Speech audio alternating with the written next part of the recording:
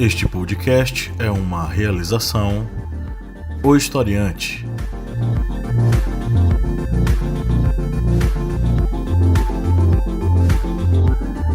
Olá, historiantes! Bem-vindos mais uma vez ao seu podcast sobre as ciências humanas, é o podcast do Historiante. Toda semana aqui trazendo muitas informações sobre história, filosofia, sociologia, atualidades e os possíveis temas de redação para o Enem. Eu sou o professor Pablo Magalhães e temos aqui presentes hoje o Kleber Roberto. E aí, galera, beleza? A Lídia Verônica. Oi. E o Márcio Fabiano. Olá, mais uma semana, dia 1º de julho, início do segundo semestre deste inesquecível 2019. É isso aí, estamos hoje aqui reunidos mais uma vez para falar sobre o tema a música como expressão cultural da sociedade. Hoje eu não tenho um artigo para iniciar falando sobre. Eu tenho algumas considerações para serem feitas para que você entenda o que é a música e qual a sua relação com a sociedade. Daí eu abro para os membros dessa banca para eles se manifestarem. Inicialmente vamos para a raiz etimológica da palavra, porque nós estamos falando de algo que foi conceituado pelos filósofos gregos. Música vem da arte das musas, ou musique. A musique era uma das artes mais altas da antiguidade e ela representava aquilo que a alma do ser humano queria expressar. Através do que ele conseguia expressar isso? Através da formação das melodias e dessa modulação através de determinados instrumentos. Ao longo de toda a história, nós vamos ter uma série de desenvolvimentos e perspectivas sobre essa música que tem muito a ver com a sociedade em que ela é desenvolvida. Desde a pré-história nós vamos ter manifestações musicais que vão representar a realidade material em que as pessoas, os indivíduos estão inseridos. Desde a pré-história, as tribos pré-históricas, passando pela antiguidade clássica, chegando ao período medieval, à idade moderna e à era contemporânea, nós vamos ter manifestações as mais distintas possíveis que vão utilizar-se da música por meio de ferramentas e instrumentos mais variados possíveis. Todos eles frutos dessa relação maravilhosa entre cultura, sociedade e arte, Então, a primeira coisa que a gente tem que entender é que música e sociedade, elas dialogam de uma forma, como o próprio termo já diz, e eu já antecipei, de forma dialética. Essa dialética estabelece que tanto a música é fruto da sociedade, quanto a sociedade se alimenta da música e formula suas ideias e suas visões de mundo. Então essa relação, ela, para além da questão histórica, material, é também uma relação afetiva, é também uma relação de sentimento, é também uma relação de ideologias, é também uma relação de momentos em que as pessoas vivem, As pessoas expressam esse momento através das manifestações musicais, das melodias que elas compõem, o que elas reproduzem. Não raramente você que nos ouve possivelmente abre aí seu aplicativo Spotify, Deezer, enfim, e você coloca aquela música que representa aquele sentimento que você está tendo naquele momento. Se você está muito estressado, você se utiliza de uma música mais relaxante.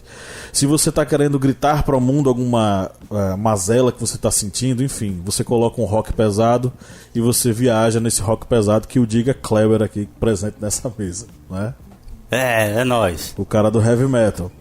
Então assim, a música ela é uma expressão sentimental, ela é uma expressão do seu estado de espírito. E essa relação é muito forte. A musique, a arte das musas, vem ao longo de todos esses anos e todos esses séculos representar a relação entre o espírito do ser humano e a sociedade. Então essa relação é muito profunda e revela, como dizem os historiadores, o espírito do tempo.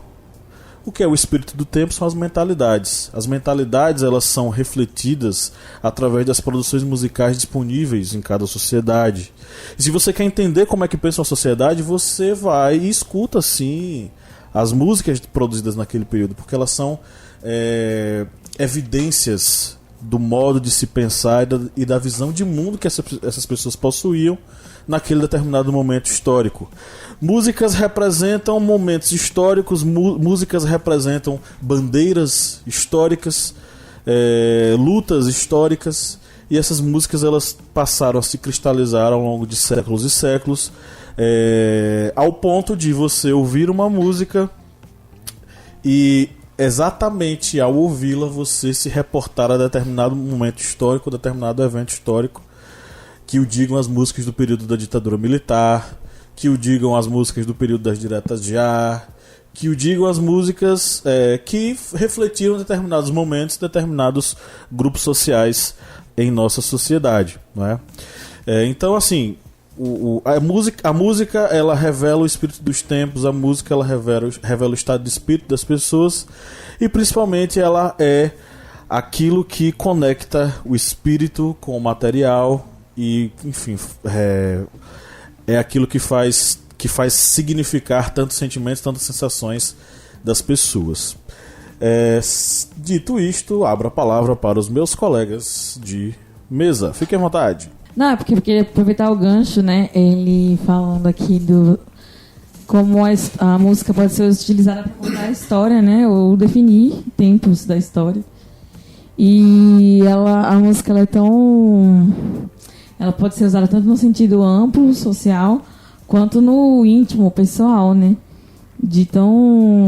A música pode ter sido escrita por outras pessoas em outros tempos e tocar pessoas hoje, né? E suas vidas, enfim.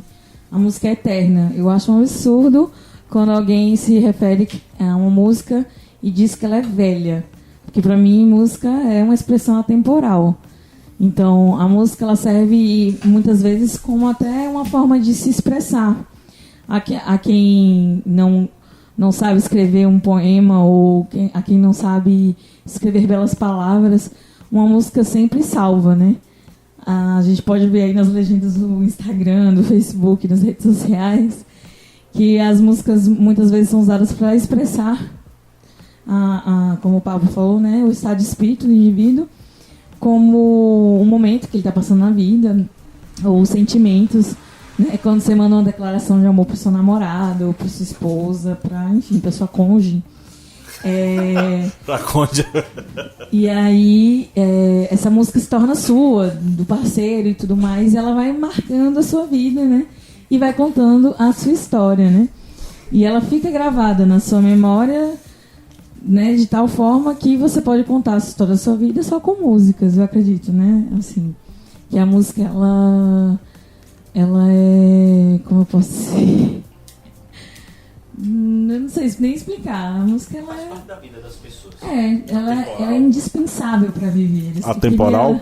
Ela é atemporal, mas o que eu queria dizer é que ela é indispensável para se viver, né? A música cura, a música consola, né? A música lembra, a música ensina. A música é tudo. Eu acredito que ela seja tudo na vida das pessoas. Tem uma música que fala, eu não lembro agora, não me recordo, mas vou parafraseá-la. Não lembro quem foi que escreveu ela, queria dizer isso, eu não lembro quem escreveu. Mas a música diz que quem não gosta de samba, bom sujeito não é ruim da cabeça e doente do pé. Mas aí eu acho que a gente pode trocar samba por música. E enfim, até músicas que você nem gosta, né? Você não tá na sua playlist da vida, mas elas marcaram momentos históricos da sua vida, momentos importantes, né, da sua vida. Como a música que o vizinho... João Gilberto, opa! Aqui é o nosso conterrâneo. Arrasou. John Gilbert. Então, quem não gosta de música, bom sujeito não é. Ou é ruim da cabeça, é doente do pé. E nesse caso, eu acho que é isso mesmo. A música é indispensável para a vida do ser humano. A música é transcendental. Isso aí. Queridos e queridas historiantes, é preciso fazer vários recortes no tema de hoje, porque senão nós iríamos fazer um podcast. Esse podcast iria durar o Programa resto do monstro, semestre. 3 horas. No mínimo, né? E 3 horas se a gente for pegar só dos anos 50 para cá. Mas eu quero começar homenageando uma mulher sensacional chamada Francisca Edviges Neves Gonzaga, mais conhecida como Chiquinha Gonzaga. Foi uma carioca, compositora, instrumentista e maestrina. primeira pianista chorona, ou seja, a primeira pianista a tocar o chorinho, essa harmonia tão brasileira, ao piano, né? O piano sempre foi considerado um instrumento clássico de elite, autora da primeira marcha carnavalesca com letra. Para você que ainda não sabe, mas seu pai sabe, sua mãe, seu avô, sua avó, ou abre alas, né? Ou abre alas que eu quero passar. Eu sou da lira, não posso negar. Uma das canções mais simples e bonitas que tem no cancioneiro brasileiro. Por que eu quis começar com Chiquinha Gonzaga? Chiquinha Gonzaga é uma mulher do século XIX. Ela faleceu em 1935. Foi revolucionária, né? Mulheres não, naquela época, mulheres malmente tocavam piano nas casas grandes, nas casas das pessoas de elite, né? E Chiquinha não. Chiquinha saiu do dentro de casa e foi tocar na rua, foi chamada de vadia, de prostituta, não se concebia mulher artista, e para ser mais pirracenta e muito além de seu tempo, casou-se com um cara 30, 40 anos mais jovem, né? Uma série da Rede Globo sobre isso. Começando do Chiquinha Gonzaga, eu sinceramente eu tive que fazer um recorte. Não me lembro. Eu preciso fazer um recorte porque eu quero começar a falar dos anos 70, porque se eu for para os 40, para os 50, para os 60, aliás, se você pegar cada década brasileira, tem uma coisa sensacional acontecendo na música brasileira. Eu vou falar dos anos 70, que é a música que eu comecei a ouvir e a me identificar a música brasileira, né? Então a gente começa, eu vou fazer simplesmente aqui tentar fazer uma espécie de elo, se é que é possível, diante dessa coisa tão rica que é a música popular brasileira. Vou começar com o Pavão Misterioso, do Ednardo, que é um compositor cearense, que compôs, é um poeta muito fino, eu considero um poeta muito fino, compôs essa música lá na década de 70 e fez muito sucesso com ela e tal. E recentemente essa música foi utilizada agora, muito recentemente, pelas pessoas que apoiam grupos de extrema direita no Brasil, porque há um grupo chamado Pavão Misterioso que espalha fake news.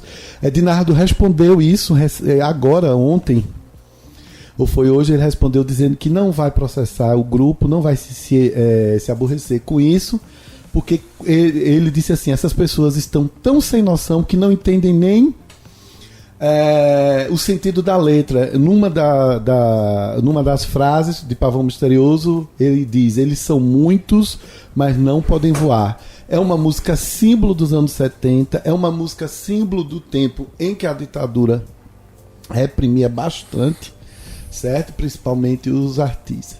Aí você pega os anos 70, você tem várias coisas acontecendo no Brasil, expressando esse Brasil que de um lado está oprimido, fugido, exilado pela ditadura, e do outro tentando se virar e sobreviver nesse país. A classe mais baixa e a classe média ali labutando para segurar sua onda, né? Aí você tem já o fortalecimento de Roberto Carlos como grande compositor, como grande catalisador dessas emoções brasileiras, né? Logo após o sucesso dele no início lá dos anos 60 com a Jovem Guarda, você tem Roberto Carlos cantando o amor a dois, cantando as decepções, as paixões, as ilusões, os cafés da manhã do amor a dois. Aí do outro lado você tem alguns cantores de resistência. Você tem Chico Buarque escrevendo Cálice, você tem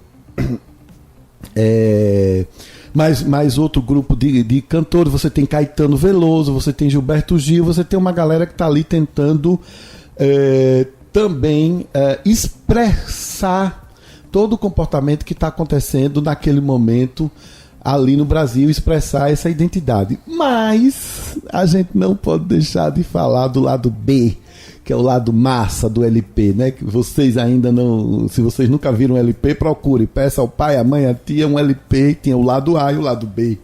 E a gente tem aí o lado B maravilhoso da música brasileira, que é a chamada música brega, é a chamada música de pobre, de empregada, a música que não se ouvia nos grandes salões, mas a gente adora, eu particularmente adoro até hoje. É Odair José, cantando Eu Vou Tirar Você Desse Lugar, não é? Que é uma música em que ele fala da paixão que ele tinha por uma prostituta. Odair José censuradíssimo, amaldiçoado pela... Interessante é que ele foi resgatado mesmo, né, pela sociedade. Porque essa música, ela foi cantada durante o período militar. Ele foi acusado, né, de esse cara tá querendo causar confusão e tudo mais. E ele foi vaiado, inclusive em festival de música na época. Aí agora, no Festival Lula Livre, ele cantou Eu Vou Tirar Você. E todo mundo cantou essa música. Aí tem um paradoxo. Lá no período da ditadura, achavam que ele estava cantando essa música pra Geisel, dizendo que eu vou tirar você desse lugar da presidência. E hoje, as pessoas cantando, elas estavam cantando no sentido de Lula. Eu vou tirar você desse lugar, da prisão. Entendeu? Então é uma coisa fantástica. É justamente isso. A música, ela não tem tempo. Ela pode sofrer, no caso, reapropriações e novas representações, né? Que é uma coisa fantástica. Só a arte pode fazer isso, né? Mas foi o que eu falei sobre a questão de que a música ela não é velha. Ela simplesmente se adapta à realidade do momento, ou da sua situação, ou dos seus sentimentos, né? Então, eu acho que eu vi poucas vezes na minha vida um compositor reclamar porque a música não foi entendida. Porque eu acho que a música ela é feita justamente para ela ser interpretada de acordo com a situação que como posso dizer, o interlocutor, quem está ouvindo, o ouvinte. É porque interage, né? Você acaba interagindo com a música. Mas eu acho que a ideia da música é justamente essa, se encaixar de acordo com a realidade ou da forma como cada pessoa está sentindo, enfim. E aí foi a analogia, né, do personagem que vai ser retirado ou não. Vai depender do seu sentimento, do seu entendimento naquele momento. É uma música muito antiga, né? Aí pronto. Aí quando a gente salta dos anos 70, você começa a chegar nos anos 80. Acho que tanto Kleber como Pablo eu vou deixar para eles os anos 80, porque é os anos do rock brasileiro, né? Brasília. Exatamente, Barão Vermelho, Cazuza, toda aquela geração que começou, Titãs, que começou a traduzir para o português essa expressividade do rock. Mas eu vou deixar com eles os anos 80, até porque eles têm base e idade para isso. Eu não. Muito bem, continuando, a gente chega nos anos 90, com o Brasil aí já na sua redemocratização. A gente tem aí os pagodeiros tomando conta. É muito interessante você observar que os grupos de pagode são formados em 95% por homens negros do subúrbio, das comunidades, das favelas, dos bairros mais desassistidos do Rio de Janeiro e de São Paulo. E pagodeiros esses que estão já com 60 anos agora, continuam fazendo muito sucesso. E é muito interessante notar que algumas músicas deles estão sendo tocadas por grupos de jovens, né? E que estão fazendo novas versões. Isso tudo é muito interessante. E aí, eu queria falar... Olha, gente, a intenção nossa aqui nesse podcast é lançar luzes. Vocês vão pegando os nomes aí e vão estudando e se interessando, e principalmente vão ouvindo. No final eu vou indicar várias músicas e tudo mais. A gente tem hoje a música do momento, que é essa polêmica, né? Nós temos aí o sertanejo, que não existe meio termo, aos que amam e os que odeiam.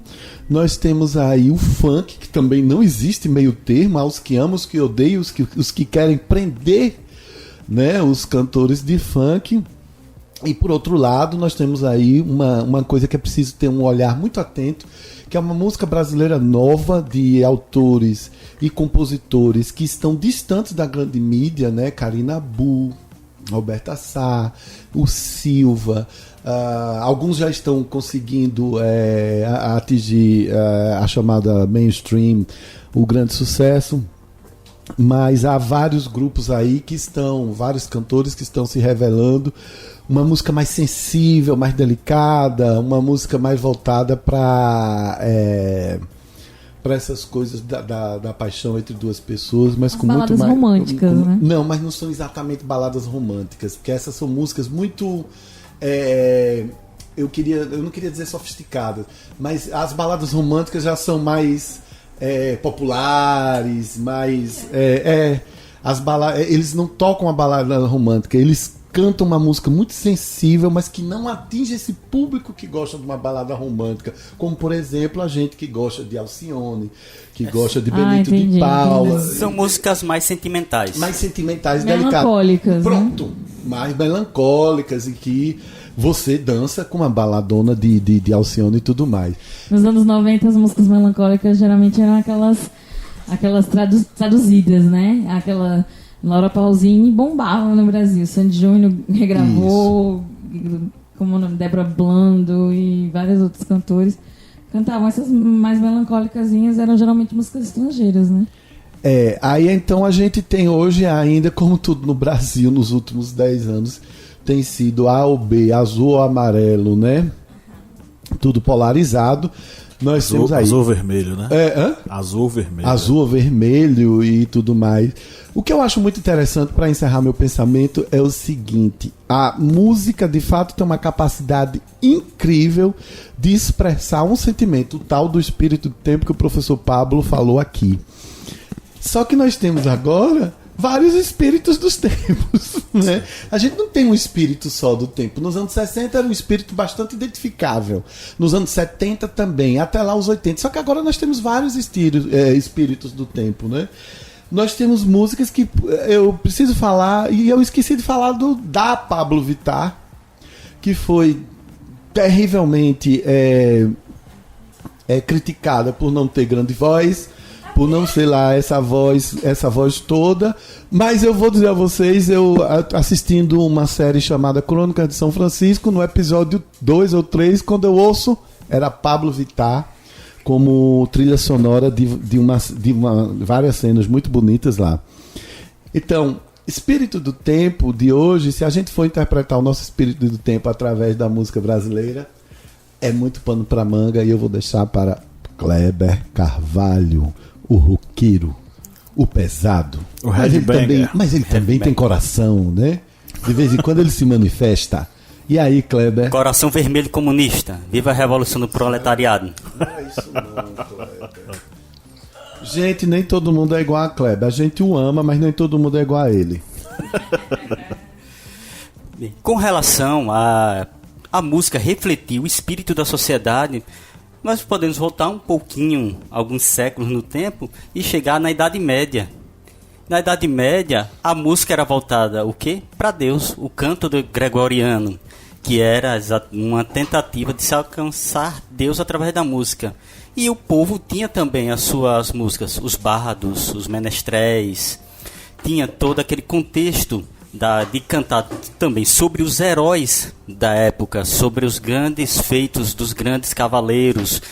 Também havia a música voltada para o romance, aquele amor cortês que existia no período medieval, que também acabava se refletindo na música, que era aquele amor de um cavaleiro que nunca iria alcançar a sua dama, porque essa dama era um objeto inalcançável para aquele homem.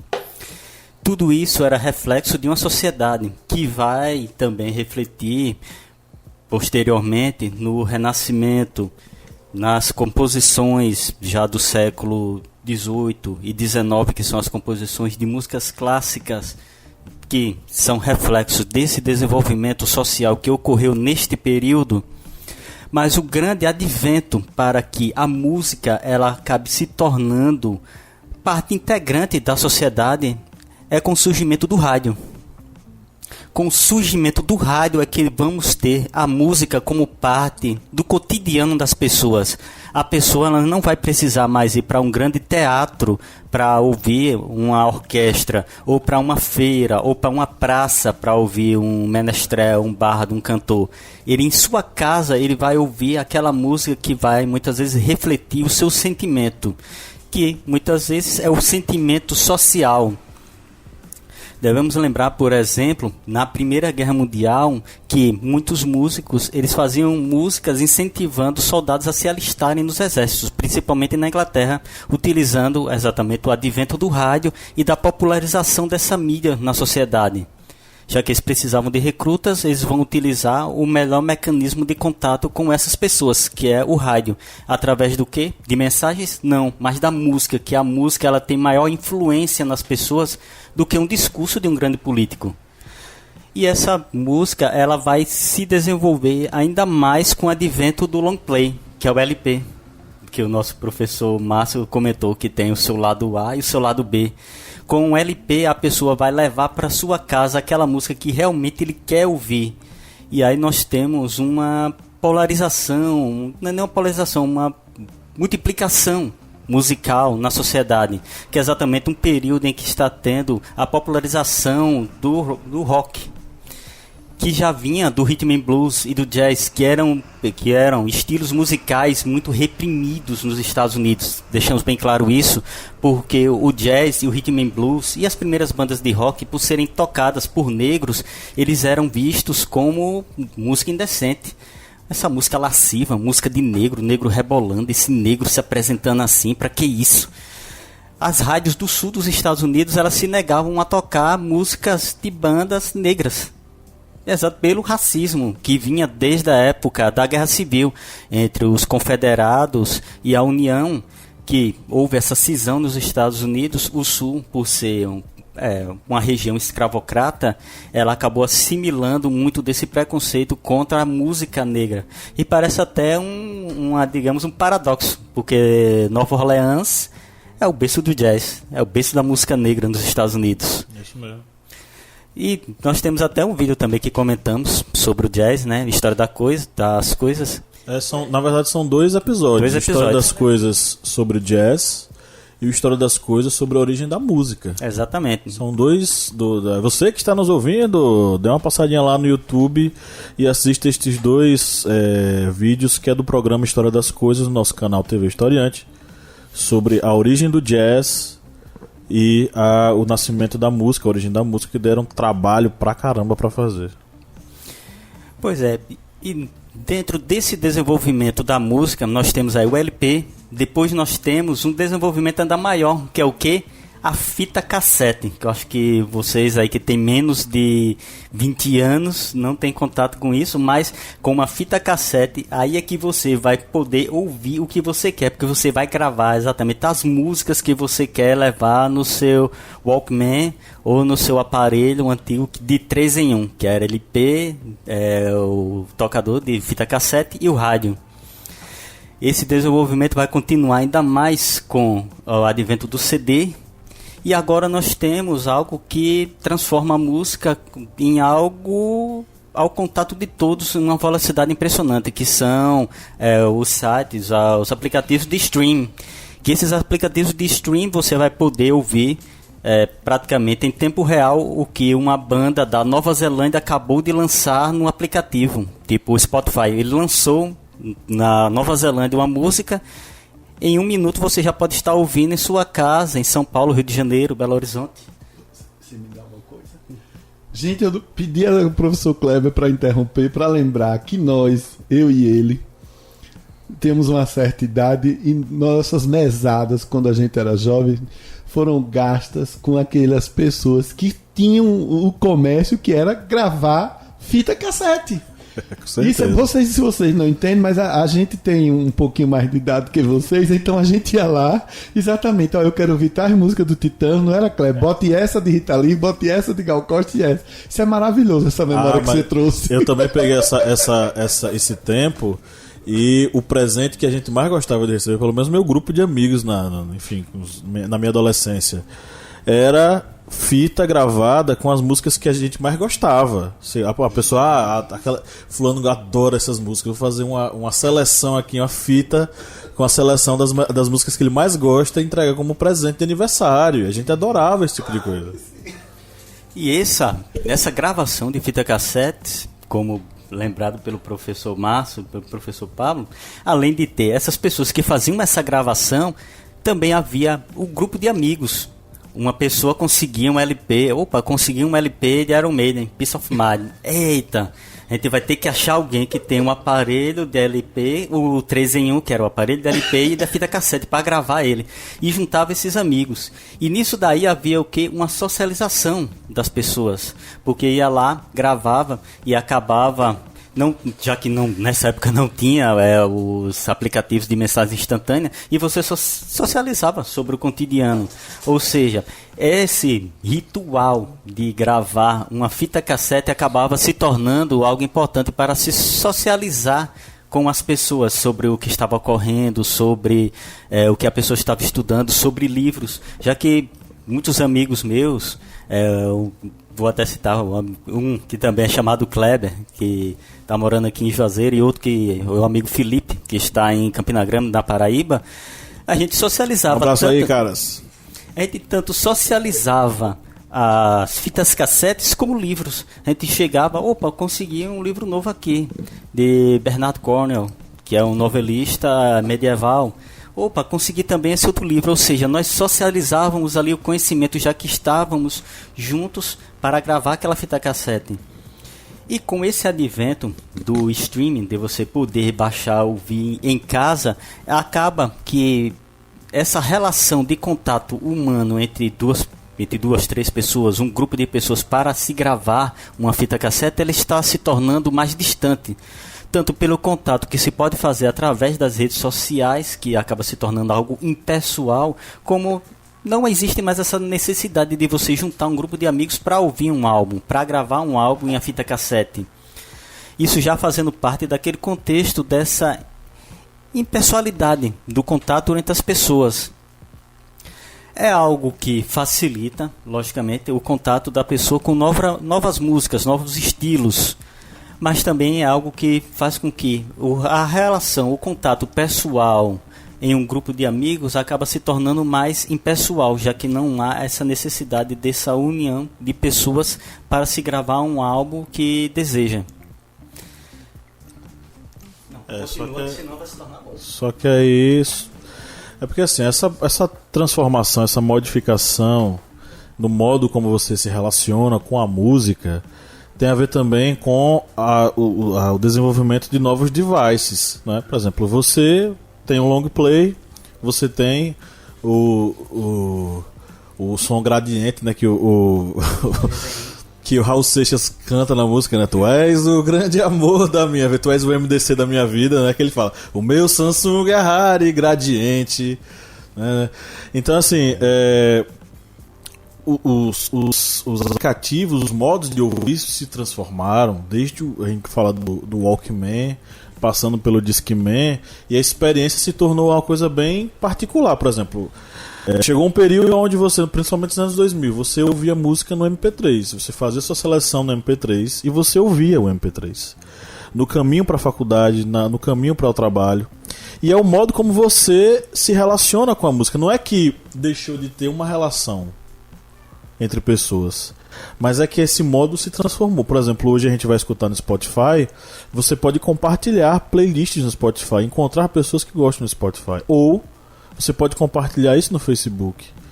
Enfim, e agora Lídia estava me falando que no Instagram você compartilha música, né? Então assim, essa relação e você conversar com amigos sobre a questão da música, ela está modificando, está se transformando, e principalmente, como usa o termo o professor André Lemos, está se reconfigurando uma nova perspectiva sobre esse processo. Eu sei que a gente tem uma relação que é nossa, que a gente fica saudoso em relação a isso. Eu também tenho minha relação com a música, muito saudoso em relação ao modo como escutávamos músicas antes, mas a gente tem que entender que é um processo de reconfiguração no modo como a pessoa se relaciona com a música, no modo como ela tem a sua experiência musical. Inclusive, o próprio saudosismo dessas pessoas lá na frente vai ser justamente esse.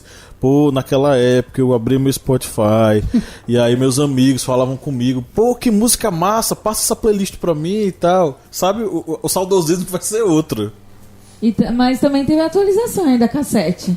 Eu mesmo tenho vários CDs que eu gravei, a minha própria playlist, e circulou aí entre muitos, como é o nome daqueles estéreozinhos? que a gente chama Microsystems. Rodou muito. Inclusive eu estava até recentemente falando para Pablo que eu sinto saudade de um CD que uma amiga minha do colégio interno esqueceu comigo.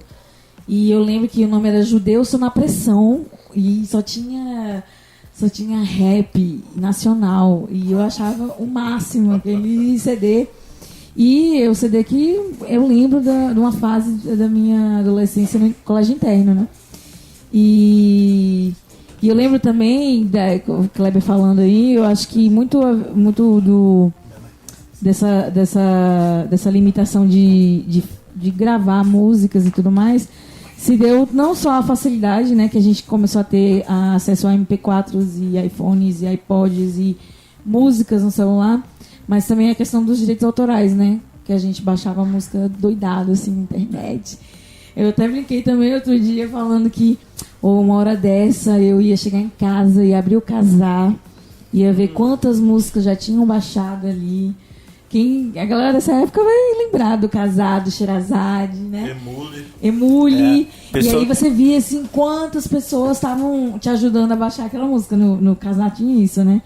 E aí, quanto mais pessoas estivessem interessadas naquela música, ou tivessem aquela música, iam mandando pedacinhos do arquivo, todo mundo junto, e aí baixava rapidão. Agora, sendo uma música mais antiga, uma música não muito em alta, demorava aí até uns dias para poder baixar, né? As mais raras também, né?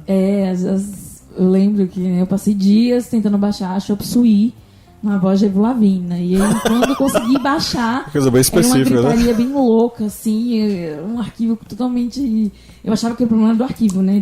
Tinha isso também, né? Você baixava e não era nada a ver com o que você... Não, então, eu achava que era problema do arquivo, daí eu descobri que não, realmente, era Chop Suey horrivelmente cantado por Avril Lavigne. Num show, num bar, esquecido. Passando a Limpo. Vamos lá para o quadro mandando as pessoas para os Cheetaminions. O Cheetaminion é aquele minion que fica defendendo o Moro, o Bolsonaro e xingando o IBA. Na lista dos maiores vendedores de álbuns no Brasil, apenas Tonico e Tinoco estão representando o sertanejo. Entre os 5 maiores. Falso. Eu acho que é falso. Falso. Até que enfim, trolei todo mundo. É verdadeiro. Entre os 5 maiores vendedores de álbuns no Brasil, apenas Tonico e Tinoco são sertanejos entre eles. O primeiro é Roberto Carlos, com 120 milhões de álbuns vendidos. Segundo, Nelson Gonçalves, com 75 milhões. Terceiro, Rita Lee, com 55 milhões. Tonico e Tinoco está empatado com Xuxa, com 50 milhões de álbuns vendidos. Xuxa. Hilarilarie, hilarilarie. Agora sim, é uma coisa que revela muito sobre a nossa cultura musical, que é o seguinte: Xuxa é um produto da Globo, que ela não canta, mas que ela foi organizada, repaginada, ela veio da Manchete pra Globo e tal, e ela foi colocada como um produto a ser vendido. Por indústria cultural. Isso, e aí vendida, né? Isso tem muito a ver com a gente, porque a nossa experiência musical, principalmente até os anos 2000, tinha muito daquilo que a mídia colocava, principalmente a Globo. A Globo ditava quem eram os principais músicos e quais eram espaço de cantoras boas da época, né? Com certeza. Com Patrícia Marques e outros. Essa notícia está no Observatório dos Famosos.bol.com.br. E um detalhe, entre os 10 maiores vendedores de álbuns no Brasil, de sertanejo só há, além de Tonico e Tinoco, Chitãozinho Chororó e Milionário José Rico. Aí sim! Caramba. E por estudos, acha difícil essas marcas serem superadas devido a não venda mais de álbuns de CDs, por exemplo. Já não há mais essas grandes vendagens. Eu acho que tem isso, também tem uma questão que, não sei, né? Minha opinião. Vocês aí que são historiadores e talvez Márcio possa opinar melhor. Mas eu acho que essas pessoas, principalmente José Rico e Milionário, eles atingiam várias classes sociais, né? Hoje em dia as músicas elas são vendidas para as classes de uma forma mais direta, mais conscientes, né? E eu acho que essa galera Estãozinho Chororó, eu via de gente rica a empregada lá de casa, tinha tudo deles no guarda-roupa, no radinho, tudo. Não perdíamos show, sabe? E outras classes sociais também, né? Eu acho que era o fator principal desses aí é que eles eram meio acessíveis a todas as classes. Eu acho que isso ajuda, né? Não havia uma restrição para, como por exemplo ocorre atualmente com o sertanejo universitário, que ele é focado, uma música mais focada para os jovens, para que esse jovem vá ao show, faça o consumo naquele show.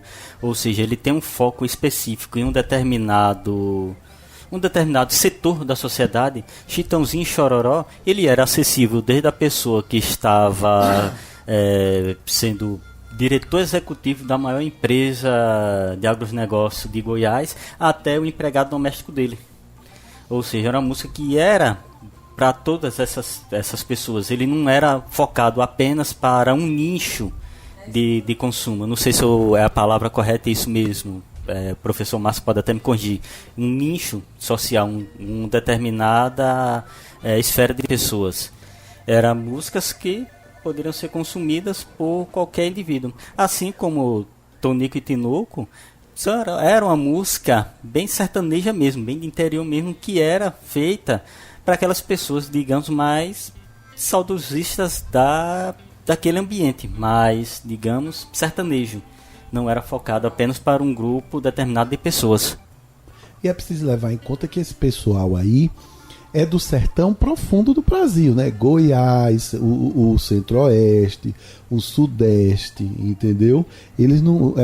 às vezes quando a gente fala sertão, as pessoas ainda desinformadas pensam que é só aquela região árida do Nordeste, mas o sertão brasileiro inclui uma área geográfica muito grande. E esse é um sentimento, você falou muito bem, esse é um sentimento do Brasil rural, da melancolia de quem vivia em fazendas, em suas roças e tudo mais. Por isso também é uma música de sucesso. Mas se você for observar, já é uma música de pessoas mais idosas.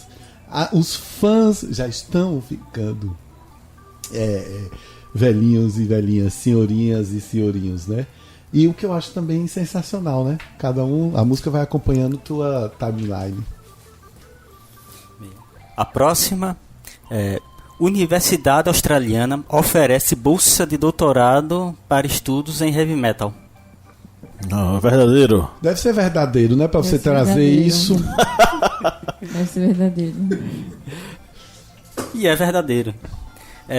A Universidade de Newcastle, na Austrália, está oferecendo bolsas de R$73 mil por ano para estudos em geografia do heavy metal. São 3 bolsas para australianos e uma para estrangeiro.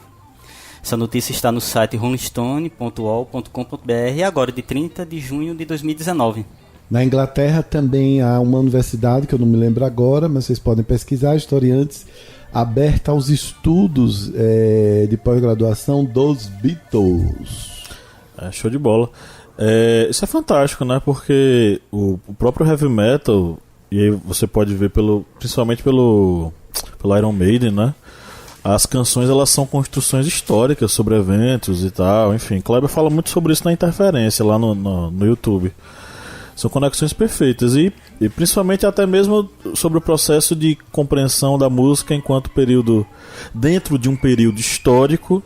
E aí você citou muito bem essa questão do trovadorismo no período medieval e tal, você entender que existe uma conexão entre as canções de amor e amigo com a ascensão da figura feminina durante as cruzadas, ou mesmo a ascensão da canção de amor e amigo num período onde os homens iam para as cruzadas, as mulheres ficavam nos feudos, sendo as senhoras feudais, e foi o mesmo momento em que a igreja instituiu e começou a desenvolver o culto marial.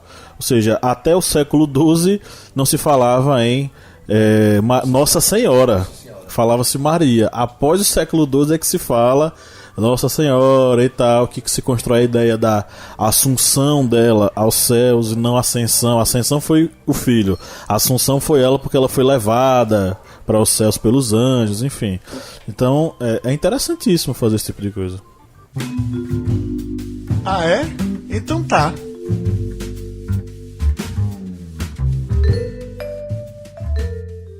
Vamos para as nossas interações aqui com os nossos seguidores, né? Temos algumas aqui. Eu queria começar com Lídia, que ela já falou sobre esse assunto aqui, e a pessoa foi bem direta, foi direta ao ponto, tá? A pessoa que falou aqui foi um perfil chamado Looking Around, é isso mesmo, tá? E o Looking Around escreveu funk. Looking around funk. Quem falaria do funk na redação do Enem? Funk, isso. Eu também. Eu também, inclusive no outro podcast, a gente fala. Um outro podcast sobre censura, né? A gente fala bastante sobre funk. E eu defendo. Mesmo tendo uma criação super conservadora, e minha família sendo conservadora, assim, até hoje. Eu acredito na música como uma expressão, né, cultural e como outro tipo de expressão, né, não só na questão artística, mas em toda forma de expressão, enfim, de sentimento social, de denúncia, de tudo. Não só como um movimento, mas como uma necessidade, né, do ser humano se expressar, a música. E o funk, para mim, na minha cabeça, ele é como se fosse uma denúncia. Ele está denunciando uma sociedade, ele está denunciando um tipo de... um ciclo, ele está denunciando uma realidade que muitas vezes pra gente parece absurda, né? E constrangedora e obscena. E eles falam e na música, né? No funk, no caso, eles falam de forma natural, de forma bem comum. Algumas atrocidades, alguns absurdos que eles cantam, mas que fazem parte da realidade deles. É claro que pode haver, né, um tipo de exagero, né, ou como se fosse uma caricatura de alguns personagens ou de algumas atitudes na música, né, porque, querendo ou não, é só a poesia da favela, né, o funk. Então... eu também falaria do funk bastante no Enem, como uma expressão de uma realidade que não é muito escutada, né? Não é muito vista e é moralmente, socialmente não aceita o funk. Por ser considerado um ritmo pesado, né? Não exatamente pela questão do instrumental, mas pelas letras do funk. E aí a gente pode entrar em várias questões sociais, só usando o funk para escrever essa redação aí. E, enfim, é isso. A questão da liberdade de expressão, a gente pode usar numa redação aí a questão dos conservadores, né, perseguirem tanto o funk. A gente pode falar do funk como falei, né, uma denúncia. A gente ouve no funk explicitamente estupros, né? E a gente pode considerar que se aquilo é real, pode ser uma denúncia, a gente pode usar, né? Quem sabe? Numa denúncia formal. Entre outras situações que o funk pode estar descrevendo aí uma realidade que o Brasil deveria encarar e melhorar, já que se sente tão incomodado, não acabar com o funk, talvez melhorá-lo, né? Melhorar as condições de vida, melhorar as condições sociais de quem canta o funk. Porque aí o funk seria mais bonitinho de se ouvir, seria mais conservadorzinho, mais família tradicional brasileira, mais verde e amarelo, menos sangue nas mãos, né? Eu acho que se a gente melhorasse a vida de quem canta o funk, a gente poderia ouvir coisas melhores. E não o funk em si. O funk, ele é uma expressão social, ele denuncia, ele relata, ele conta histórias de uma realidade que o Brasil não quer encarar. É só isso, enfim.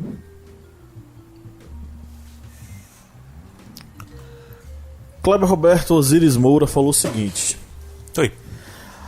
O Osiris, inclusive, que é poeta, enfim. Depois vocês dêem uma olhada. Né? Egípcio, hein?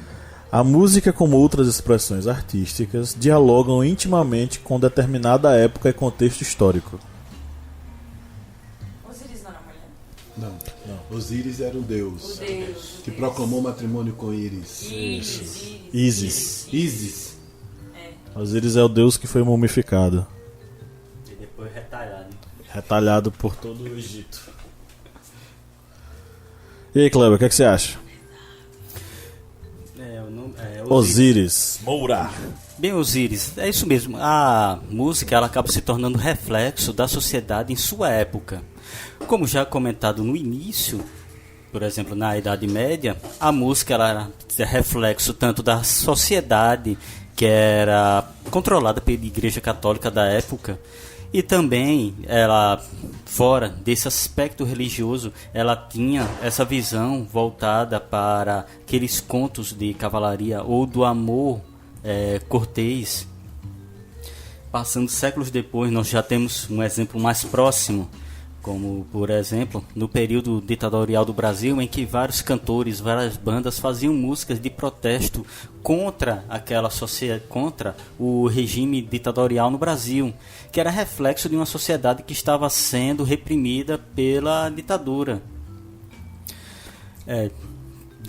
Voltando mais um pouquinho na história, nós temos na música norte-americana os negros que eram recém-libertos, que eles começaram a fazer um ritmo musical que era religioso, mas já tinha uma certa pegada mais bem elaborada, que foram os músicos, os cantores gospels que acabaram sendo os criadores do jazz e do blues, que era uma expressão de um movimento que estava surgindo dentro daqueles Estados Unidos, que eram dos negros que estavam sendo libertos.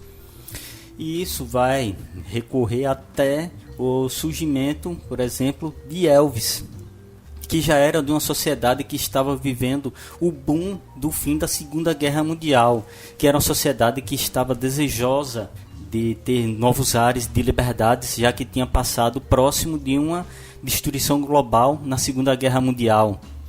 E essa sociedade, ela tem, por exemplo, no rock, essa liberdade, esse apelo ao reviver da sociedade tanto americana como mundial. Lembrando só um ponto, que algumas pessoas acabam dizendo que Elvis Presley ele fez uma apropriação cultural do rock, já que era um rock que era cantado por grupos negros. Mas muitos cantores, muitas bandas com integrantes negros, eles agradeciam o surgimento de Elvis, porque Elvis ele deu visibilidade para aquele movimento que estava ocorrendo nos Estados Unidos e que era tão reprimido por uma sociedade conservadora e racista. O surgimento de Elvis ele deu visibilidade a Little Richard, B.B. King, Fat Domino, ou seja, deu uma visão para todos esses grupos que ainda eram marginalizados dentro daquela sociedade norte-americana. Não, o que eu queria dizer é que muitas vezes é preciso que alguém que tenha espaço, ele se manifeste para que quem não tem espaço, ele tenha, entendeu? Então foi uma coisa, inclusive, que as meninas falaram hoje na gravação do Arretadas. Elas estavam falando sobre essa questão do futebol feminino e como o Luciano do Vale ele foi importante para o esporte feminino no Brasil, porque ele acabou dando espaço para elas, entendeu? Então, muitas vezes tem que ter um branco lá levantando a bandeira para que essas pessoas também tenham a visibilidade necessária. E, só concluindo, essa ligação social, música, ela vai ocorrer novamente nos Estados Unidos e já em outro momento de guerra, que foi na Guerra do Vietnã, que nós temos um movimento hippie, que é exatamente o contrário do movimento que estava saindo de uma guerra e queria esses ares de liberdade. Era um movimento que estava de uma sociedade que estava entrando e dentro de uma guerra que não queria aquela guerra, que via que era uma guerra desnecessária, que estava matando jovens, mutilando jovens e que a sociedade deveria viver em paz. E aí nós tivemos um movimento hippie, tivemos o Woodstock, que foi o ponto máximo desse movimento e que demonstra exatamente o que uma sociedade que queria essa visão mais pacifista, mas de um país que estava entrando em guerra. E isso teve reflexo na música. vai entrar nos anos 80 e temos um novo movimento, que foi um movimento do hard rock, heavy metal, que foi uma sociedade que estava saindo de momentos de crise. Lembrando que na década de 70 houveram muitas crises econômicas devido às crises do petróleo, e isso teve reflexo, logicamente, nas economias. Entrou nos anos 80 e essas crises elas começaram a ser minguadas, elas acabaram sendo eliminadas. E o que temos é uma sociedade que estava novamente desejosa de festas e liberdade. E nós temos novamente um reflexo na música. As bandas elas passam a tocar literalmente a vida sendo plena em sexo, drogas e rock and roll, muita festa e muita bebedeira. Ou seja, sempre a sociedade, o reflexo da sociedade, ela vai refletir na música. E nós temos atualmente, nesse contexto, por exemplo, do Brasil, já que estamos falando muito no contexto atual, como por exemplo Lídia comentou sobre a questão do funk, as músicas que são marginalizadas muitas vezes pela sociedade conservadora de cidadãos de bem, que faz arminha e é isso mesmo, eles acabam marginalizando aqueles grupos negros por acharem aquela música, digamos, criminosa, muitas vezes. Algumas vezes, alguns grupos, por exemplo, de rap ou funk, acabam cometendo exageros. Esses exageros devem ser recriminados, mas o estilo em si, a música em si, ela não pode ser proibida, porque é uma expressão social daquele povo que é marginalizado, daquela sociedade que é marginalizada pelos poderosos. E a música acaba se tornando expressão deles. Racionais MCs mesmo, se você pegar qualquer música deles, álbuns inteiros, eles são reflexos do que aquela população está sofrendo no seu dia a dia. Eu não vou me alongar mais porque esse podcast vai ser imenso, mas você, Osíris, lembre-se, sempre realmente a sociedade ela vai refletir o seu sentimento na música. Ok, vamos lá para Camila Barros, mandou essa mensagem. Márcio, essa vai para você. Ela diz que falaria no poder que a música tem de unir as pessoas sem diferir a classe social, nas mudanças de comportamentos da sociedade perceptíveis através da MPB como transformadora da realidade. Camila, vou te contar duas histórias. A primeira não tem a ver com MPB, mas tem a ver com uma mulher extraordinária que aos 60 e poucos anos continua na ativa, milionária, e continua dando voadoras quando os repórteres perguntam a ela por que é que ela ainda insiste em aparecer. Estou falando de Madonna. Madonna ainda vai ter seu lugar no mundo, ainda vai ser motivo de muita controvérsia, de muito estudo. Madonna disse, por que é que você... o repórter perguntou a ela, não é, sobre o que é que ela está fazendo hoje e tudo mais, e ela acabou dizendo o seguinte: você faria essa pergunta se eu fosse um homem? Né? Ao longo dos anos, Madonna tem se reinventado e tem sido uma pessoa que catalisa a expressão do seu tempo de diversas formas. Alguns podem questionar, dizer que ela é comercial. O falecido jornalista e grande polemista, um homem muito inteligente chamado Paulo Francis, chamou ela de vagabunda no programa, no Jornal da Globo, dizendo que ela cantava uma música extraordinária, mas todos nós que somos LGBTQ, nós devemos muito a Madonna, porque ela foi quem trouxe essa pauta para os palcos dela. E eu falo de Madonna porque eu estava no último show que ela fez no Brasil, lá no estádio do AMB, e foi uma sensação, né? Tinha gente de todas as idades e tudo mais.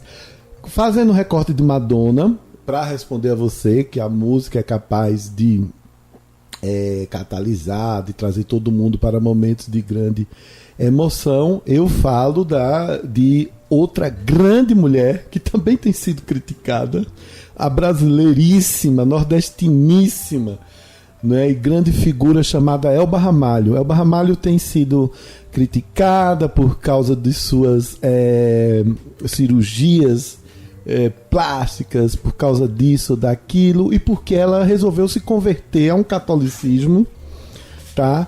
E está obcecada por Nossa Senhora. E eu sou da seguinte opinião, Camila.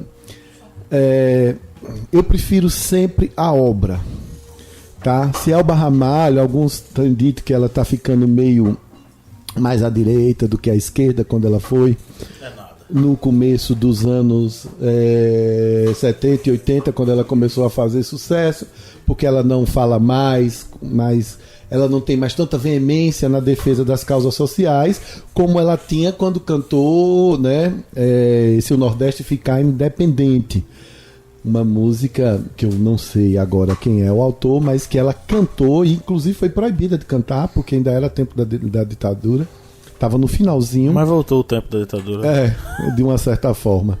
Então, Camila, realmente a música tem essa capacidade de nos levar para algum lugar. Gilberto Gil, há muitos anos, não cantava Cálice, que ele fez e que foi cantado divinamente por Chico Buarque.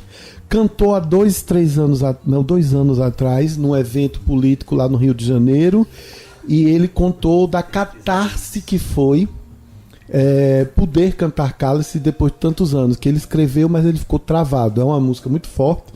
Eu já vou aproveitar para indicar a vocês entenderem um contexto bastante difícil do Brasil, que é o que Cálice transborda. Eu acho que a música tem isso mesmo. Acho maravilhoso quando as pessoas podem se reunir com música. E quero encerrar dizendo, eu tive uma experiência musical afetiva agora durante esse feriado do São João. Nós, nordestinos, em boa parte das cidades, no dia 24 de junho, as cidades proclamam feriado para que nós possamos celebrar São João Batista, né? Um dos 3 santos do mês de junho. E eu viajei para a Chapada Diamantina, Lençóis, e você vê, Camila, como música é tão importante que eu passei 4 dias lá e só ouvi o chamado forró das antigas, o forró tradicional, o forró de pé de serra, que a gente chama aqui. Então eu ouvi muita canção do Luiz Gonzaga, trio nordestino, alguma coisa do Mastruz com Leite, que não é nem um forró das antigas, mas que tocava muito um pouco há 10, 15 anos atrás. Nas nossas festas de São João, e eu me recordo que eu fiquei muito feliz de estar ali naquele contexto de cidade pequena, ouvindo São João, ouvindo essas músicas que me fez lembrar da minha infância. Quer dizer, a gente precisa disso também para aliviar a nossa presença no mundo, que ultimamente não tem sido fácil. Lídia Verônica, o nome dessa pessoa é Flabis Felife, com PH no final. Ele é Black Panther e cursa Direito.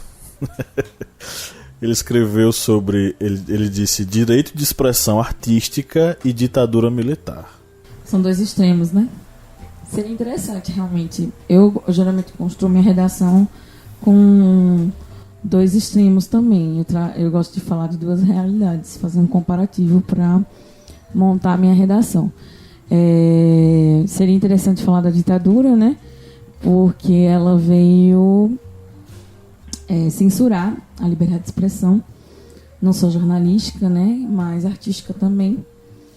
E aí a liberdade de expressão, ela é adquirida, né? Consolidada na Constituição Federal de 88 e guardada e reservada não só aos jornalistas, mas aos artistas e a todo o brasileiro, né, que depende da liberdade de expressão para se expressar socialmente, seja artisticamente, religiosamente, enfim, ter uma opinião e ser livre do julgamento do Estado. Eu usaria também, é um bom argumento, e colocar esses 2 pontos em duelo na minha redação e construir um texto que fale sobre a I-5, né, que traz essa censura de uma forma mais constitucionalizada na época da ditadura e traria aí a Constituição libertadora das vozes, que muitas vezes usava inclusive a música como forma de se expressar, já que podia-se usar argumentos românticos ou a poesia, como eu posso dizer, usar, digamos assim, de uma forma, uma luta mais abstrata, né? Em prol da liberdade, se expressar de alguma forma. A música era a única forma de se expressar na ditadura.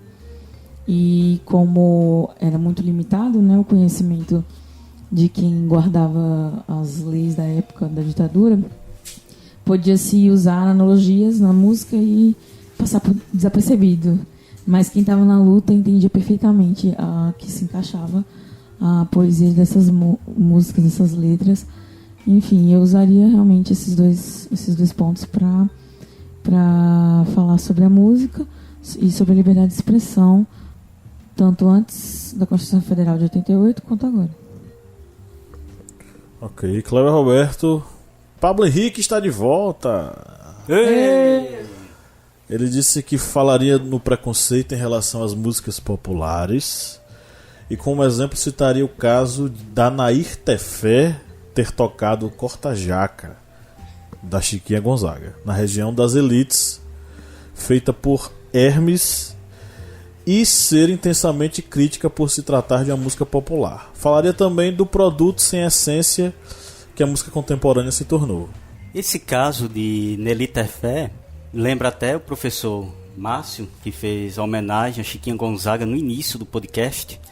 Esse caso foi um caso bem interessante de preconceito, tanto contra a Chiquinha, contra pelo estilo musical. Que ela, a Nelly, ela era a primeira dama do Brasil e ela, por ser entusiasta das artes, ela levou Chiquinha Gonzaga para um recital de corta-jaca, que é um machixe, no Palácio do Governo. Para a sociedade da época do Rio de Janeiro, a sociedade republicana, isso é pornografia, é lascivo demais. Ou seja, para a sociedade da época foi um escândalo. Se não me engano, foi até Rui Barbosa, ele fez um manifesto contra aquilo, porque estava expondo aquela elite intelectual para aquela música lasciva, para aquela música que não representava o bom gosto social da época. E esse caso é um exemplo do que ocorre até os dias atuais com relação a essa música do povão, a música que é muitas vezes marginalizada, como já citado aqui o caso do rap, do funk, até a questão também, como comentado pelo professor Márcio, a questão da música brega, que são todas músicas que são, por exemplo, músicas que têm esse público mais humilde, esse público que acaba sendo marginalizado por aquela, digamos, entre aspas, elite intelectual econômica do Brasil, que de intelectual muitas vezes não tem absolutamente nada, é só arminha na mão e muito blá blá blá na boca. Muitas vezes essa elite acaba marginalizando esses grupos, esses estilos musicais e rádios, todo aquele aparato de mídia que fica por trás de um cantor, de um grupo, que infelizmente ocorre muito do jabá para divulgar uma banda, infelizmente ocorre. E esses grupos, por serem marginalizados e não terem esse poder financeiro, mesmo sendo popular, é meio excluído. Meio não, muitas vezes é excluído totalmente dessa grande mídia, tanto por ser uma música de pessoas mais humildes que não têm um poder aquisitivo para comprar algum produto, para comprar aquele álbum, para fazer parte daquela sociedade de consumo de um cantor que está mais elitizado por essa sociedade. Isso aí acaba entrando naquela questão da indústria cultural, já que essa grande mídia ela acaba criando muitas vezes cantores, grupos, duplas, apenas com o único intuito de vender determinados produtos, como já comentado pelo professor Pablo no caso da Xuxa, que foi um produto da indústria cultural, puramente um produto da indústria cultural, já que ela não cantava. A verdade é essa. Se alguém pode ser fã, mas fãs aí de Xuxa dos anos 80, se você for analisar musicalmente, era um negócio terrível. E mesmo assim vendia muito. Por quê? Terrível não, terrível é quando o cantor é cantor e canta mal. ela é um desastre total, porque nem cantora ela foi inventada. E aí existe por trás todo um aparato dessa indústria cultural que é comentada na Escola de Frankfurt, que e já comentamos várias vezes aqui, de Theodor Adorno e Max Horkheimer, que fala exatamente disso, dessa indústria cultural, desses artistas que são fabricados apenas com o único intuito de vender produtos atrelados ao seu nome. E isso até os dias atuais ocorrem daquele grupo que é feito apenas com o único intuito de fazer festas para vender a bebida, para vender a camisa, para vender a marca de determinado produto. E muitas vezes por trás existe apenas um aparato que faz com que ele esteja ali na mídia e seja o nome desejado para aquelas pessoas consumirem. Isso infelizmente ocorre e por existir ainda essa indústria da cultura, muitas vezes essa música mais popular, essa música mais marginalizada acaba não tendo espaço dentro da grande mídia nacional. Márcio Fabiano, nosso querido Flávio José Santos, lá de São Paulo, nosso grande apoiador, nosso amigo aí que nos segue, ele falou o seguinte: é a forma mais popular de manifestação de liberdade no mundo. Ao longo da história, diversos artistas se expressaram através da música. O Brasil ainda precisa aprender sobre a importância da liberdade das artes. Recentemente eu vi o documentário sobre o Arnaldo Antunes e foi mostrado que ele e outros integrantes da banda Titãs vieram de uma escola que valorizava as artes. Imaginem se todos, caixa alta, todos, tivessem acesso a uma educação assim, que respeitasse a importância das artes no desenvolvimento humano. Arte é liberdade. Olá, Flávio. Sempre bom ouvir seus comentários. Na verdade, seus comentários enriquecem aqui o nosso podcast. Além de concordar com você, eu quero dizer o seguinte. Quero até que depois você se expresse através das nossas redes sociais. A música tem sido a expressão artística possível para o brasileiro. Né? Numa sociedade ainda extremamente elitista, né? Você não tem as artes visuais chegando a toda a população, você não tem a literatura ainda possível para todos, né? O nosso consumo de livros é bastante insignificante diante do mundo, diante dos índices do mundo civilizado. Então a música se torna esse catalisador, né?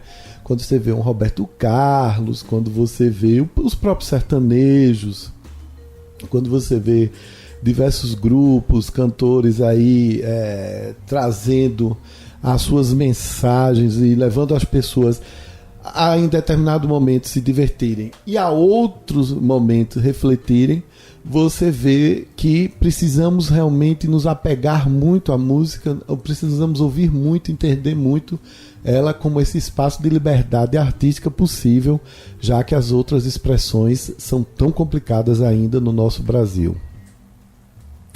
Ok, vamos agradecer aí a todos vocês que colaboraram com essas mensagens. Rapidamente mencionar aqui as pessoas que a gente não vai poder se debruçar tanto sobre o comentário. Teve um comentário aqui do Abdiel Freire, ele colocou música líquida, não sei o que isso significa, mas talvez esteja relacionado ao conceito de modernidade líquida de Bauman, né? Eu acho que aquelas músicas de poesia duvidosa, assim, que falam sobre amores líquidos e pregam a cultura da sociedade líquida, né? É possível. Fernanda Freitas, ela falou que ela citou indústria cultural, o Kleber já mencionou aqui, né? E o perfil, Lídia, chamado Gato Barbado. Ótimo, adorei. Sugestivo, né? O Gato Barbado escreveu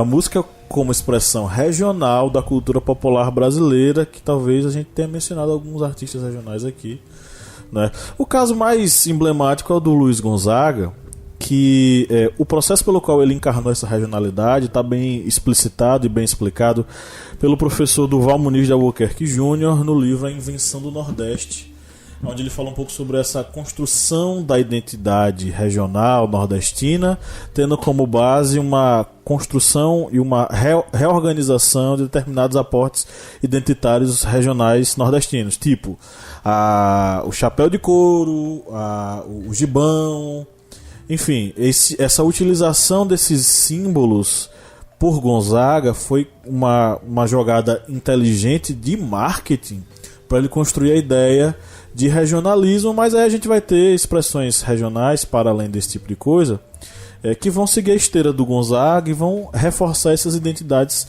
regionais. A gente aqui, por exemplo, tem o forró e o baião como expressões clássicas desse período do ano que a gente vive, que são as festas juninas, que é o São João, né?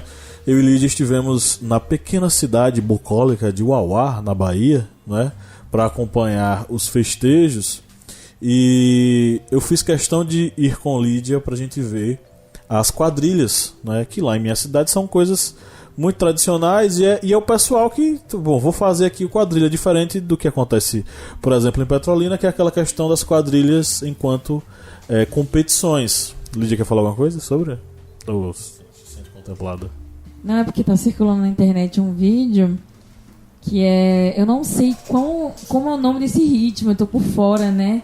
Então acho que tô meio velha e passada.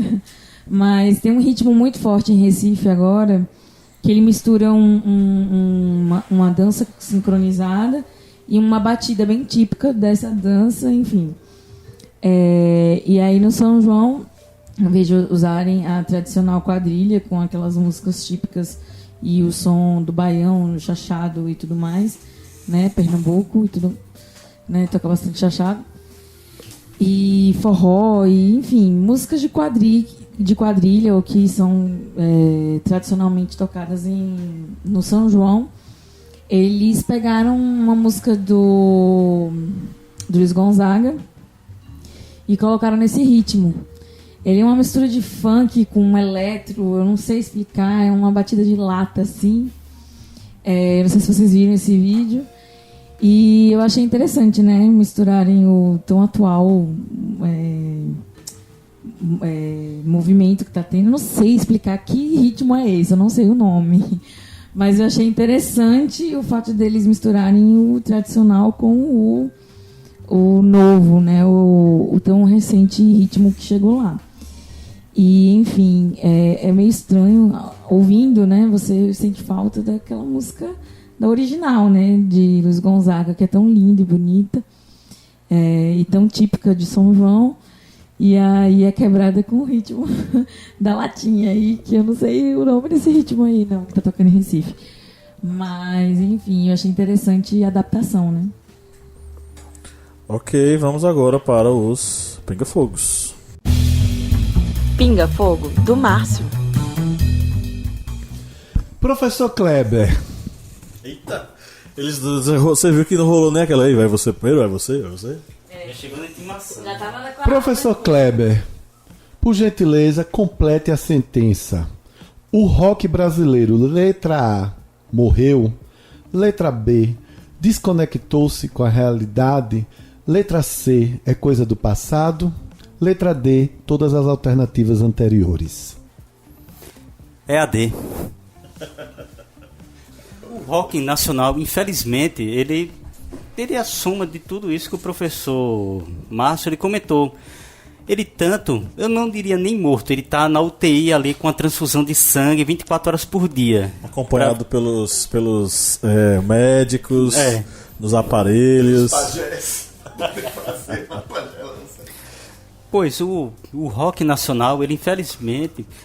Para falar a verdade, o rock nacional, ele nunca esteve na grande mídia. A verdade é essa. Teve nos anos 80 aqueles momentos mais... que tinham alguns programas que levavam algumas bandas, mas o rock nacional, se você analisar bem, ele nunca foi um produto da grande mídia o tempo todo. Nunca foi algo constante. Era uma coisa de uma balada, de uma música, daquela música comercial de determinado grupo.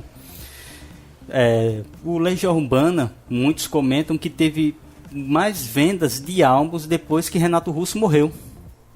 Depois que Renato Russo morreu é que o Legião Urbana começou a ser visto pelos grandes, digamos, consumidores, pela grande mídia.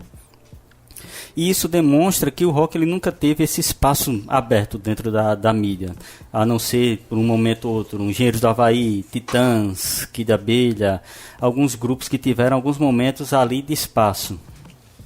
Se você analisar bem, por exemplo, quantas vezes Raul Seixas ele se apresentou em programas na TV. Vocês lembram? Lembra, por exemplo, de um videoclipe ou outro no Fantástico. Isso lembra. Mas de programa, ao vivo, alguma apresentação assim, eu mesmo não me recordo. Aí por aí vê exatamente esse espaço, que nunca foi um espaço tão aberto. Sobre essa questão de estar desconectado, infelizmente, entrou também nesse jogo aí da divisão política, desse extremismo radical que está ocorrendo no Brasil. Infelizmente, muitas bandas de rock, eles se perderam, porque o rock ele em si é um grupo de um estilo musical de protesto que vai contra aquela maré conservadora, contra aquela maré de conformismo social. Se você pegar, por exemplo, as bandas norte-americanas, a grande maioria sofreu preconceito, sofreu com racismo mesmo, já que eram grupos negros, sofreram para lutar pelo espaço. Nos anos 80 sofreu com a censura, com até os CDs, os álbuns, eles tinham aquele serinho do parental, da advertência para os pais, o parental advisory, que era a advertência para os pais por ser um conteúdo não indicado para adolescentes. Ou seja, o rock ele sempre teve que lutar por seu espaço. Aí de repente no Brasil vê grupos que faz arminha e diz tem que ser vamos aqui fazer uma música para o nosso capitão, para o nosso juiz, para o nosso Sérgio Moura, porque ele é o defensor da lei, da justiça e contra a corrupção. E depois o Conge aparece aí envolvido em algumas confusões no meio jurídico. As conjadas. Ou seja, nós vemos essa desconexão do rock com a realidade, que é a realidade de bater contra o conformismo e contra aquela sociedade de cidadãos de bem, que o cidadão de bem, na verdade, era um jornal da Ku Klux Klan, um jornal racista. E qual foi o último? A letra C? Agora pronto, você respondeu bem, cara. Bem, eu espero que tenha respondido o professor Márcio. E lembre-se, o rock ele é um estilo de protesto, é um estilo que vai de encontro a essa realidade praticamente distópica que está ocorrendo no Brasil. Eu vou falar, mas você não edita não, tá? Arrasou, porque eu não quero dar ousadia a Kleber. Pinga Fogo pro Márcio. Bem, para o professor Márcio Fabiano, é uma pergunta que vai envolver o marketing. Você sempre querendo me pegar na minha profissão.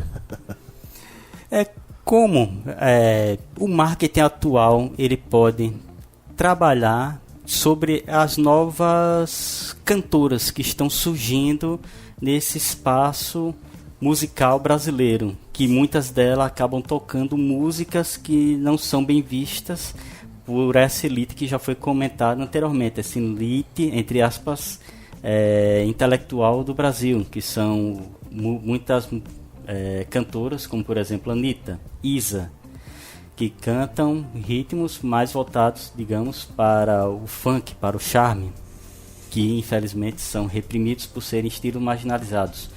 Como o marketing ele pode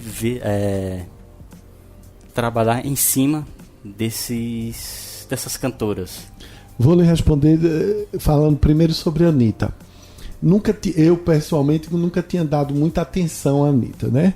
Mas depois que estive lá agora no final do ano, lá no Réveillon em Buenos Aires, que eu vi um bairro inteiro à beira do rio da Plata, cantando Anitta na hora que o DJ colocou Vai Malandra, eu comecei a prestar atenção em Anitta. Anitta tem sido criticada por ser um produto perfeito do marketing, né? Ela mudou o nome, ela mudou o corpo, mudou o cabelo, mas eu acho que Anitta tem o seu talento. Ninguém sem talento consegue manter uma ideia, seja produto ou serviço, por tanto tempo. Porque do mesmo jeito que é fácil você conquistar, é mais rápido e mais fácil ainda você desconquistar, você perder essa conquista num mundo que é totalmente automático, totalmente digital. Kleber, é nesse sentido. Eu não tenho, vou ser honesto com você e com os historiantes, nossos queridos e queridas seguidores, não tenho ainda minha opinião 100% formada sobre ela, estou acompanhando e tudo mais, e Anitta tem uma capacidade de conexão com o que está acontecendo no mundo. Ela gravou com Madonna gravou com ela. Isso não é qualquer coisa não, nesse mundo do sucesso, nesse mundo de celebridades. Isso não é uma coisa qualquer não nesse sentido, mas acho interessante você. Realmente esse tem sido um programa especial para nós 4 aqui, porque as mulheres têm sido bastante inteligentes nessa conquista de audiência musical. E eu quero falar de uma mulher que eu também estou prestando atenção, porque, olha, minha gente, o preconceito é a pior coisa do mundo, porque o preconceito te emburrece, faz com que você não veja o que é que está acontecendo ao seu lado. Eu acho que o preconceito, acima de tudo, piora seu mau humor, não é? Marília Mendonça. Você pode ou não gostar da música dela, mas Marília Mendonça, eu estou começando a ouvir a música dela. Marília Mendonça fala como amigas minhas falam dos seus relacionamentos. É uma mulher falando, não é mais o homem, não é mais você falando, que dizendo, se eu vou beber no digito, meu uísque, não sei o que, é você com o Pablo, são os nossos alunos dizendo nas festas, né, os homens, os meninos bonitos, másculos e não sei o que, viris dizendo, eu vou isso, pego o carro, vamos ouvir o som alto. Não é mais a voz masculina sobre uma emoção, que é essa paixão, né? Pelo outro, pela outra. É Marília Mendonça quando fala dos R$50, quando ela fala de sou amante e sou realizada e sou amante mesmo. Eu acho que ela está trazendo uma discussão muito importante. Quem de nós não tem uma amiga, uma parente, não é? Alguém próximo que foi amante de um homem? Ou de um homem casado, ou de um homem namorado e tudo mais. Quando é o homem, vamos celebrar. Interessante é que isso me fez lembrar que no último Intercom aqui na UNEB, teve uma menina que apresentou um trabalho sobre o feminejo. E ela falava sobre essa perspectiva de que as mulheres no sertanejo estavam levantando a voz das mulheres, que historicamente eram apenas personagens nas músicas dos homens. Exatamente. E elas colocando os anseios delas e a perspectiva da mulher, né, sobre sobre os relacionamentos, enfim. Então, eu acho que e quando você vai perceber, é uma geração mais jovem, né, Kleber? É uma geração que domina as redes sociais, é uma geração que já entra no seu começo de carreira já pensando em marketing, já pensando em ter assessorias competentes para gerenciar suas carreiras. É uma outra geração, é diferente do que acontecia no passado, né? Eu acho que o marketing pode sim ajudar essa mulherada toda a aparecer. Eu acho que elas tem muitas cantoras novas que, exatamente, o marketing pode ajudá-las a se empoderar. E eu vejo isso com muita curiosidade, como observador, como profissional de comunicação, como professor, porque eu acho fascinante. É uma outra voz, não é mais o cara que está dizendo deixe-me ir, preciso ir, preciso andar, vou por aí a procurar. Deixe-me ir, preciso andar, vou por aí a procurar, rir para não chorar, né? Quer dizer, o Cartola maravilhoso, mas falando das distância dele e da pessoa amada. Não, já é uma mulher dizendo eu quero, eu posso, se você não me quiser eu vou sofrer, eu vou tomar meu uísque, vou tomar minha vodka, mas eu vou acordar boa no terceiro dia, vou tomar meu banho, vou me maquiar e vou sair bonita. Acabou-se, é uma outra coisa. Incomoda muita gente, mas que elas têm todas como é que se diz? tem todo o direito de fazer. Eu acho que é a vez delas e eu tô de camarote mesmo, aplaudindo e observando. Dicas culturais. Ok, vamos para as nossas indicações. Eu queria, antes de dar a minha indicação e antes de passar para o pessoal, queria sugerir que vocês também sigam os nossos podcasts da Família Historiante, né? Nós temos o Arretadas. Essa semana as meninas fizeram aqui a gravação de mais 2 programas, né, Lídia? Sim, gravamos hoje e semana passada também gravamos.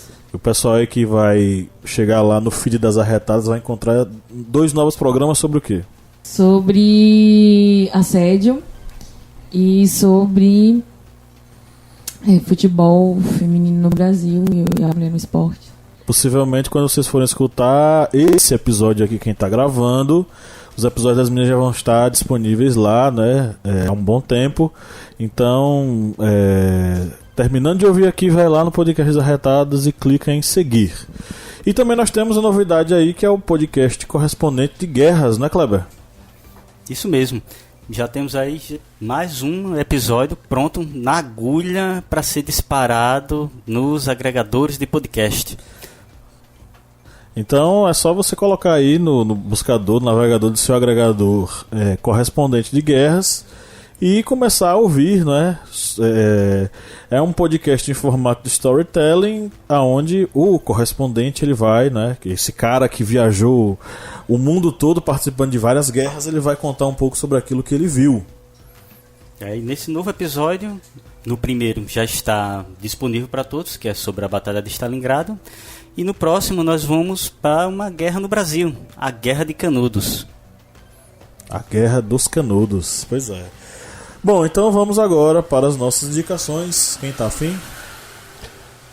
Joey queria indicar, hoje é um dia, como o tema foi muito vibrante, eu quero indicar algumas coisas. Primeiro eu queria indicar o filme Green Book, que é um filme que trata de um músico clássico negro fazendo uma viagem pelos estados mais racistas do sul dos Estados Unidos na década de 50, 60, e é muito interessante porque você pode observar como música como expressão de identidade, vamos lá, dos americanos, né? Um negro tocando música de branco, né? E sendo desconhecido de sua comunidade porque ele não toca música de negro. É muito interessante esse filme. Quero indicar Rita Lee.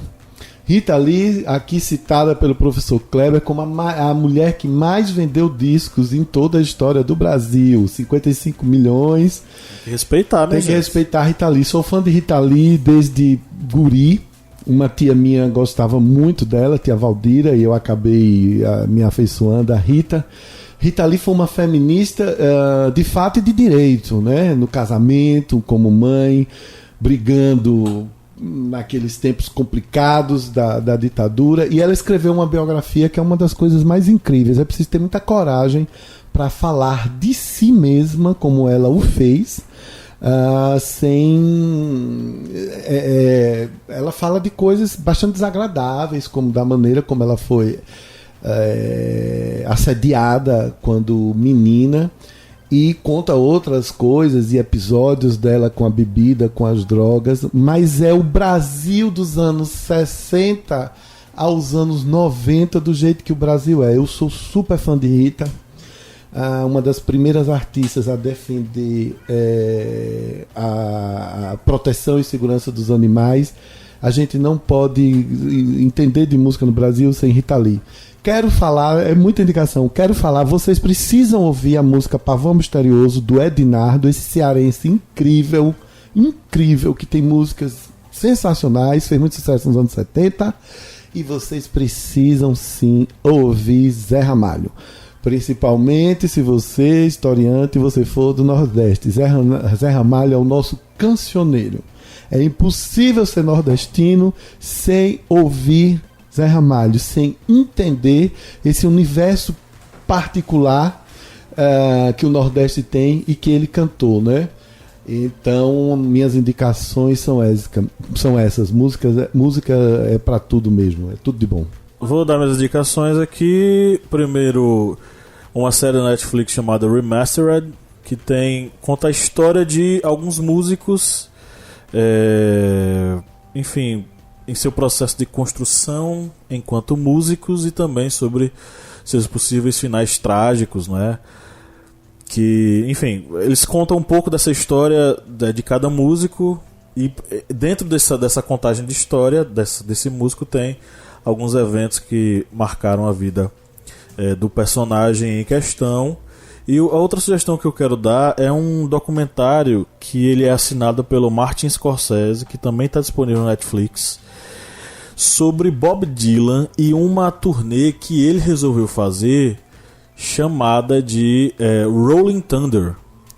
Ele juntou uma série de grandes cantores do período, Johnny Mitchell, enfim, uma galera seguindo Bob Dylan num trailer pelos Estados Unidos, como se fosse uma trupe de circo se apresentando. E esse documentário ele mostra um pouco sobre como foram os bastidores e sobre a personalidade de Bob Dylan e o modo como ele se relacionava com seus produtores, né? É muito interessante, o modo como foi montado também é muito interessante, imagens da época que eu fiquei assim muito surpreso, né? E algumas apresentações de Bob Dylan que são antológicas. Então fica aí minha indicação, assistam esse documentário e assistam essa série também, Remastered, que vocês vão gostar muito. Bem, as minhas indicações, vou indicar como sempre algumas músicas, um podcast sobre a influência das músicas. E a primeira que eu vou indicar vai ser uma música de Legião Urbana, que está no álbum Descobrimento do Brasil, de 1993, que é a música Perfeição. Que ela praticamente uma descrição, mesmo sendo um álbum lançado em 1993, mas parece uma descrição atual do nosso Brasil. Governo Bolsonaro. Vou indicar também outra música, que essa música está no álbum Fruto Proibido, de Rita Lee. Já que no último junho, agora, que nós já estamos em julho, no mês passado, esse álbum fez 44 anos de lançamento. Ele foi lançado em 1975. E vou indicar a música Ovelha Negra. Essa música, além de ser uma música com uma letra que reflete muito, se não me engano, é baseada no que ocorreu com ela. E tem também um solo espetacular, uma música que tanto vale pela letra como pela própria melodia. E vou indicar também, como um bom fã de heavy metal, o álbum William Shakespeare, Hamlet, que foi um álbum lançado em 2001 pela gravadora Die Hard. Essa gravadora ela pegou 14 bandas e fez literalmente uma composição musical de todo o livro Hamlet e passou para essas bandas. E essa álbum é um álbum conceitual e descreve com rigor perfeito toda a história de Hamlet a partir de bandas de heavy metal, que vale a pena também irem atrás desse álbum e escutarem, para saber tanto um pouco do heavy metal brasileiro, já que são bandas nacionais, como da história de William Shakespeare, Hamlet. Vou indicar também um livro, que é Rock and Roll, uma história social, de Paul Friedman, que ele faz uma análise do rock and roll como instrumento tanto de influência na cultura norte-americana, na cultura, como também instrumento de modificação social.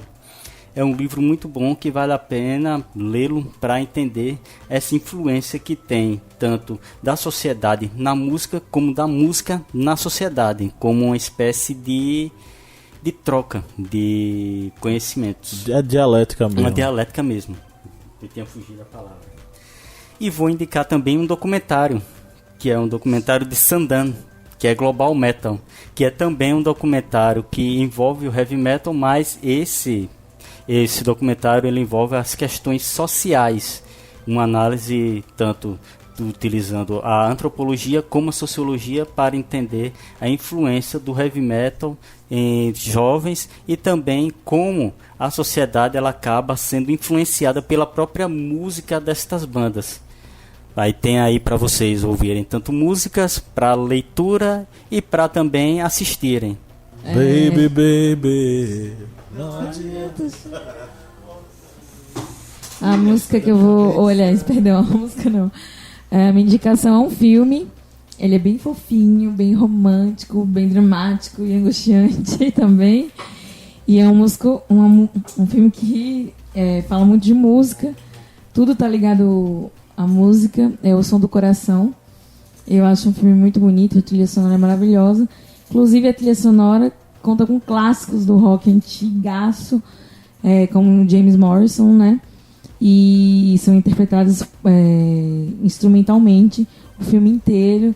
Vários arranjos, muito, muito lindo, trilha sonora. E a história é sobre o impacto da música, né, na vida das pessoas. E como a música pode mover o mundo, enfim. Eu acho lindo esse filme e eu vou indicar esse filme fofinho aqui. É isso, O Som do Coração. Isso que o Márcio fala, lindo! Não, eu ia falar o seguinte, eu morro de medo do fofinho de Lídia, que ela começa, eu vou indicar um filme todo fofinho, ela fica alisando o gato com esse rostinho lindo, mas que tem um impacto muito grande, aí você já começa a se tremer. Não é? Aí eu já tava com medo, eu já tava, meu Deus, ela vai falar da história do rock pesado. Ok, senhoras e senhores ouvintes, chegamos ao final de mais um podcast. Queria agradecer a todos vocês que nos ouviram até aqui. Se você que nos acompanha há muito tempo e quer nos ajudar, seja um apoiador, vá no site apoia.se/historiante, faça um apoio. A partir de R$4 você entra no nosso grupo secreto com muita informação, muito conteúdo. Vai lá no apoia.se/historiante. Se você quer interagir com a gente, vá nas nossas mídias sociais, o Historiante, tanto no Facebook quanto no Instagram. Kleber disse que também tem o Twitter, então vá lá no Twitter, você vai encontrar a gente, o Historiante. E nós temos um podcast, né, gente? 1h45. Vamos dar um tchau. 1, 2, 3. Tchau! Tchau! Escuta internacional. Você corta essas coisas, né? Às vezes.